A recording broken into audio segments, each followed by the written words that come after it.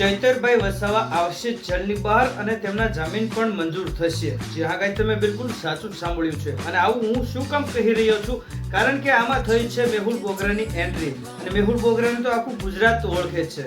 તે આપણા ગુજરાતના ટોપ એડવોકેટ છે। તમે બિલકુલ સાચું સાંભળ્યું છે।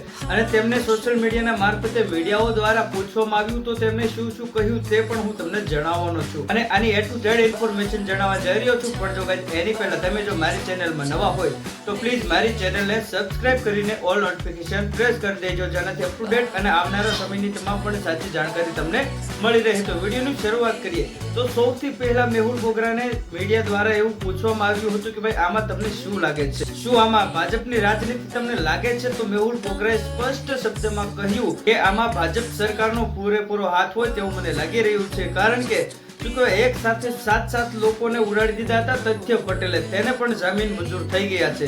તેના પણ જામીન મંજૂર થતાની સાથે જ તે જેલની બહાર આવી ગયા છે।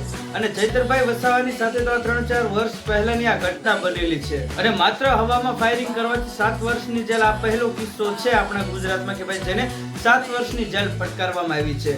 અને ચોખ્ખું કહ્યું છે કે ભાઈ શું કહેવાય, ચૈતરભાઈ વસાવાનું પદ છીનવાની આ કોશિશ છે। એટલે કે જે ધારાસભ્યો છે તે ધારાસભ્યોનું પદ છીનવાની આ કોશિશ કરવામાં આવેલી છે। કેમ કે કોઈ પણ વ્યક્તિ એટલે કે ધારાસભ્ય કે MLA હોય તે માત્ર 2 વર્ષ જેલની અંદર રહે તો તેનું ધારાસભ્યનું પદ જતું રહે છે। તમે બિલકુલ સાચું સાંભળ્યું છે।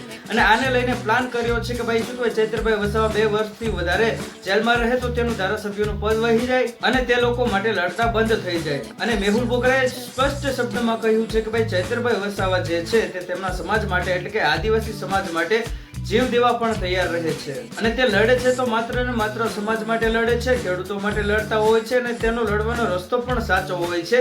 પણ ઓલું કહેવાય છે ને કે ભાઈ જે વ્યક્તિ સાચો હોય તેને દબાવવાની કોશિશ પૂરેપૂરી કરવામાં આવે છે। અને અત્યારે હાલ આખું ગુજરાત જોઈ રહ્યું છે કે ભાઈ નોર્મલી કેસમાં 7 વર્ષની જેલ ફટકારવામાં આવી છે ચૈતરભાઈ વસાવાને। અને હા, ચૈતરભાઈ વસાવા માટે અને તેમના પત્ની માટે ઘણા બધા લોકોએ આંદોલન કર્યું હતું, જેને લઈને તેમના પત્નીને જામીન મંજૂર થતા તે જેલની બહાર આવ્યા છે। તમે બિલકુલ સાચું સાંભળ્યું છે। પણ હજી આમાં શું કોઈ આદિવાસી સમાજને બધા લોકો એકઠા થઈને ચૈતરભાઈ વસાવાને જોડાવાનો પ્રયાસ કરી રહ્યા છે, સંગઠનો કરી રહ્યા છે અને 3-3, 4-4 રાજ્યોમાંથી આદિવાસી સમાજના લોકો આવી રહ્યા છે અને આને છોડાવવાના પ્રયાસો કરાવી રહ્યા છે। અને હવે મેન મુદ્દા ઉપર આવી કે ભાઈ શું આમાં ખરેખર મેહુલ બોગરાની એન્ટ્રી થઈ છે કે નથી થઈ? તો મેહુલ બોગરાએ સોશિયલ મીડિયા મારફતે જણાવ્યું છે કે સરાસર ચૈતરભાઈ વસાવા સાથે અન્યાય થઈ રહ્યો છે। જે આગળ તમે બિલકુલ સાચું સાંભળી જાઓ, મેહુલ બોગરાએ કીધું છે સોશિયલ મીડિયાના મારફતે એટલે કે મીડિયા દ્વારા। તો હવે મેન વાત ઉપર આવી કે ભાઈ શું ચૈતરભાઈ વસાવાનો કેસ લડવા માટે મેહુલ બોગરાની એન્ટ્રી થશે કે નહીં થાય? ગાઈસ, હજુ આવી કોઈ પણ પ્રકારની માહિતી સામે આવી નથી। માત્ર ને માત્ર મેહુલ બોગરાએ મીડિયા દ્વારા તેમનું નિવેદન આપ્યું છે, હજુ કેસ લડવા નથી આવ્યા। જો કદાચ આવશે તો મેહુલ બોગરાને 100% છોડાવશે। કારણ કે અત્યારે એક બાજુ શું કોઈ આદિવાસી સમાજ આંદોલન કરી રહ્યા છે, એક બાજુ ઘણા બધા લોકો પણ લડી રહ્યા છે। હવે પાછા તમે લોકો કોમેન્ટ કરશો કે ભાઈ તમે એવું થંબનેલ શું કામ રાખ્યું, તમે એવું પોસ્ટ શું કામ રાખ્યું કે ભાઈ મેહુલ બોગરાની એન્ટ્રી થઈ છે, મેહુલ બોગરા છોડાવશે ચૈતરભાઈ વસાવાને? તો એ તમારી જાણકારી માટે,